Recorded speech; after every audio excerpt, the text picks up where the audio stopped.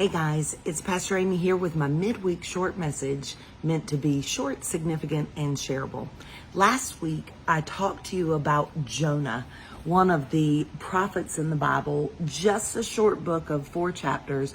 But what we learned is that Jonah was told by God to go to Nineveh to call them to repentance. And because Jonah does not like the Assyrians or the Ninevites, he rebelled against God and he turned in the other direction.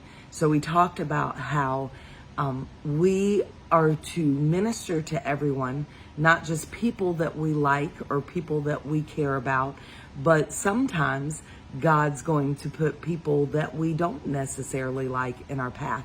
So I wanted to go a little bit farther into Jonah. We're still going to be in chapter 1, but I want to share with you verse 3 through 6. It says, Jonah got up to flee to Tarshish from the Lord's presence.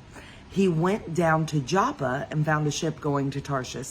He paid the fare and went down into it to go with them to Tarshish from the Lord's presence. So he's running from the Lord. But, this is verse 4, the Lord threw a great wind onto the sea, and such a great storm arose on the sea that the ship threatened to break apart. The sailors were afraid, and each cried out to his God. They threw the ship's cargo into the sea to lighten the load. Meanwhile, Jonah had gone down to the lowest part of the vessel and had stretched out and fallen into a deep sleep. The captain approached him and said, "What are you doing sound asleep? Get up, call to your God. Maybe this God will consider us and we won't perish." We're talking about a ship full of pagan people, and Jonah is the only representative there of the true God, our one God, Yahweh, the God of the Hebrews. But it's funny that the pagans are the ones who are telling him to wake up and pray. Wake up and pray to your God. And so they cast lots to determine who is at fault for what they're going through because the ship is being tossed about. And the lot falls on Jonah. So they know something is up with him. And Jonah explains who he is, and he even tells them that he is running from God.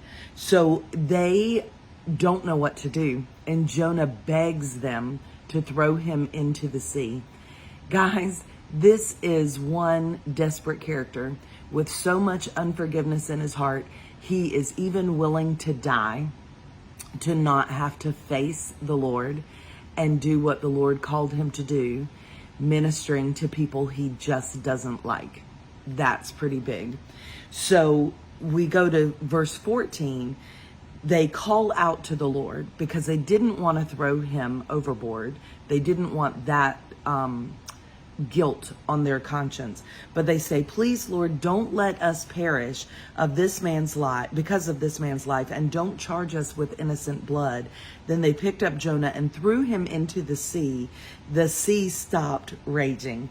The men were seized by great fear of the Lord, and they offered a sacrifice to the Lord and made vows. Guys, this is pretty big because God is going to see his will through. He is going to make sure that his will is accomplished, whether we want to help him or not. So what we see is that God is gonna get Jonah back on the right track.